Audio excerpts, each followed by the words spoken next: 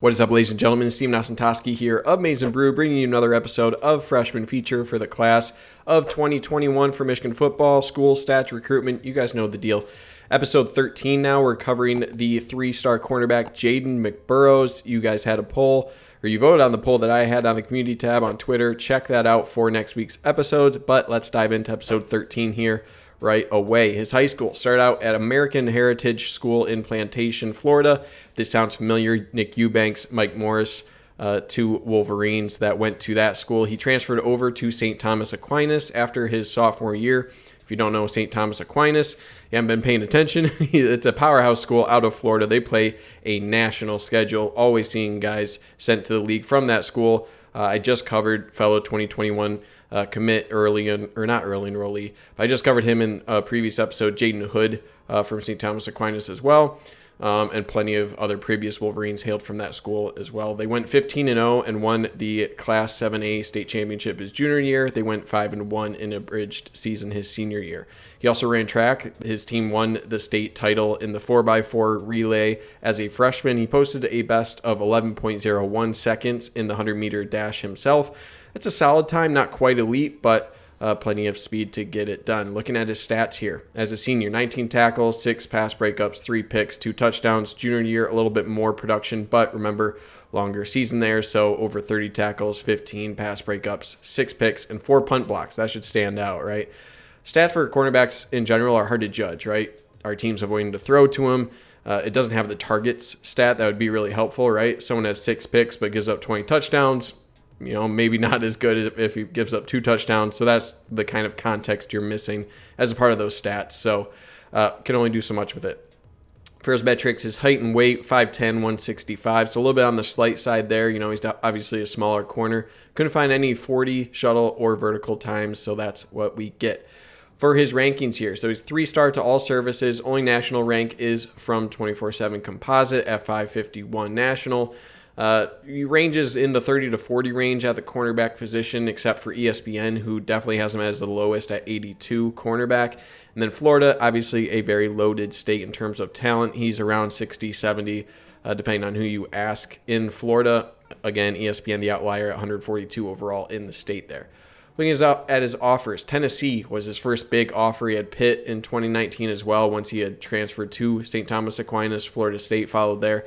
Then he had a whole slew of pretty high-level offers: Bama, LSU, OSU, Penn State, Georgia, obviously Michigan, Maryland, and Miami. Just a number of those offers that came in after those first couple.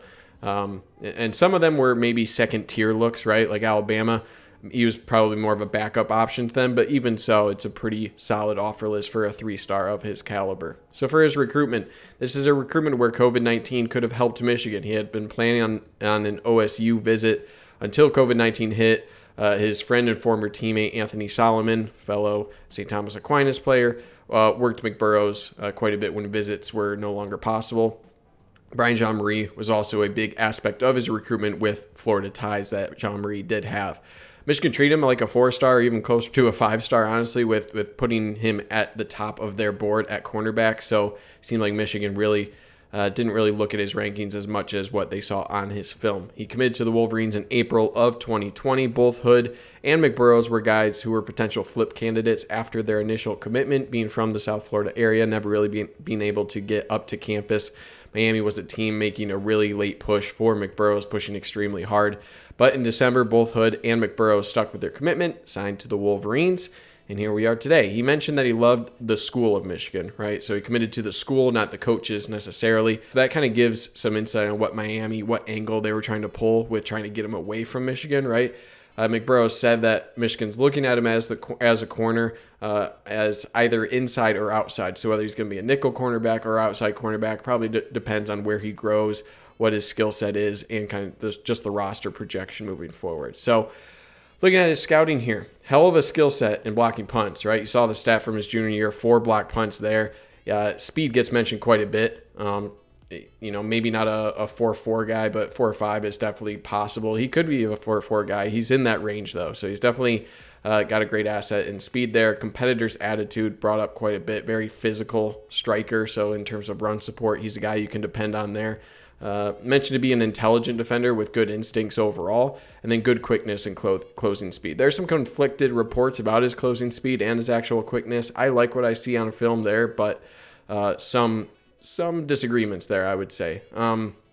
For me, watching his film, again, I'm one who does think he has solid break on the ball. I don't see the speed translate to his game all that much. He's more quick to me than fast. So I don't know how good his long speed is, but he's really good at his ability to flip hips and run with the wide receiver. So on fly routes or wheel routes, he's able to flip and run with those guys really well. And I did like his physicality overall as a cornerback. So only downside that you see mentioned quite a bit, he is pretty slight, right? At 5'10", 165, you're going to have to bulk up, and he might struggle against some larger, more physical wide receivers on the outside. So his film, as always, tonight, 8:30 p.m. Eastern Time here on the Mason Brew channel, live stream. I'll give my full film analysis, about 30 minutes. Come check that out. Always have a good time there. His comp, all right, Touch the Banner had Ross Douglas as a comp, so I'll pull up his film here. He's a guy who went from cornerback to running back at Michigan, then transferred over to Rutgers, served as kind of a viper linebacker safety type, was pretty productive there.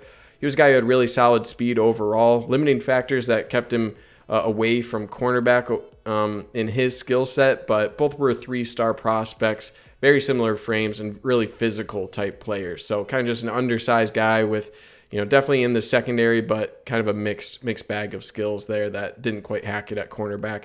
Andre Seldon might be the closest thing for current Michigan Wolverine or a guy more recent to compare him to. Now, Seldon, I think, is an overall better athlete than McBurrows.